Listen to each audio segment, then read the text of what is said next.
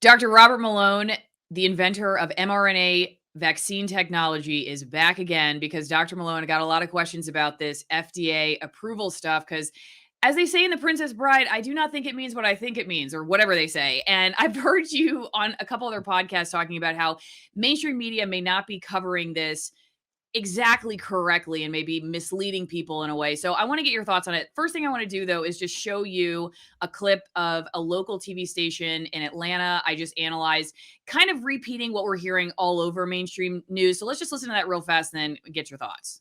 President Biden urging anyone who had lingering doubts about the COVID-19 vaccine to get the shot. His message coming after the FDA gave full approval to Pfizer's coronavirus vaccine.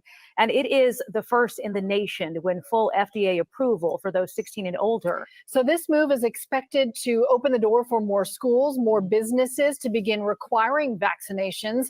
And doctors are hopeful this designation will convince more people to get the shot. That is the hope.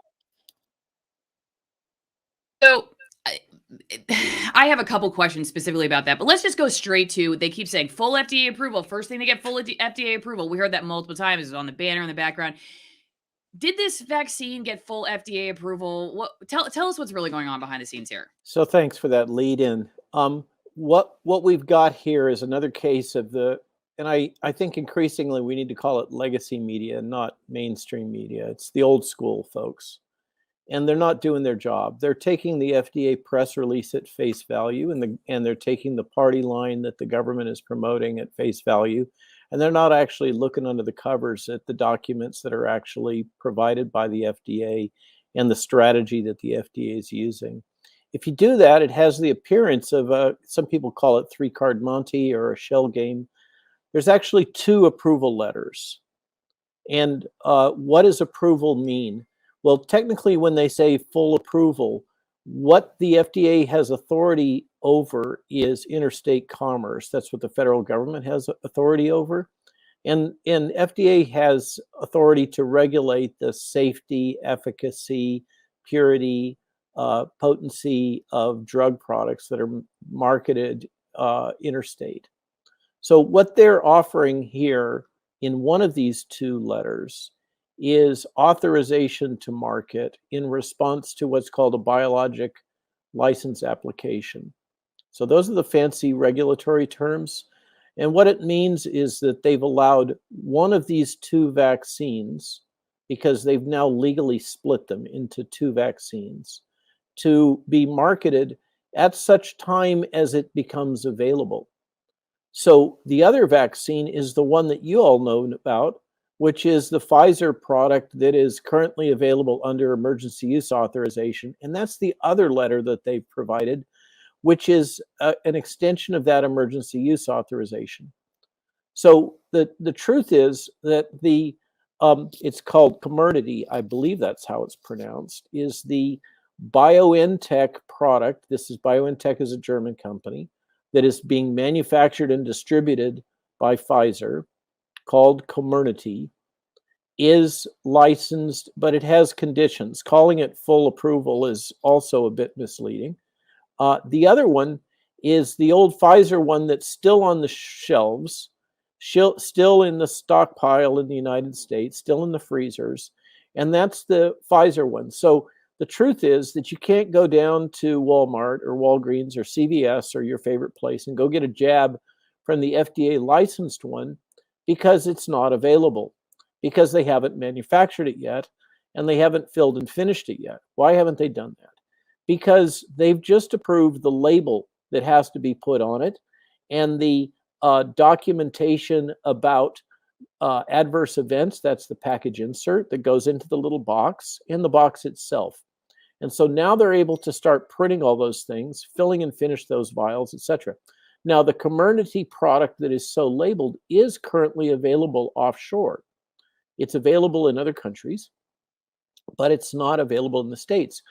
Now, there's some ambiguity here about that. Certainly, the one under emergency use authorization has full indemnification. What does that mean? If you get hurt, there's not much you can do about it. There's nobody really that you can sue.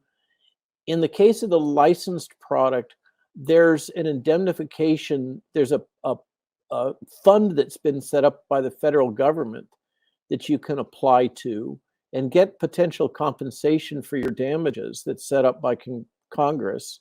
And so if you care about these things, whether you have any legal recourse at all, if you do experience an adverse event, you'll probably want to insist on getting the product that's labeled Comirnaty, that is actually the one that the FDA has authorized. Does that make sense? If I understand correctly, it's like they've approved something that doesn't exist. That's the main point, right? It is so, not to split hairs, it is substantially similar to the one that is the emergency use authorized product, but it is not legally the same.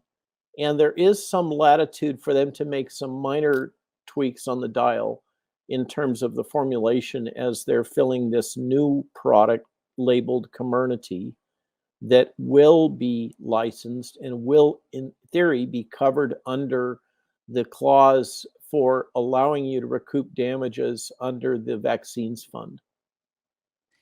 But they're still protected.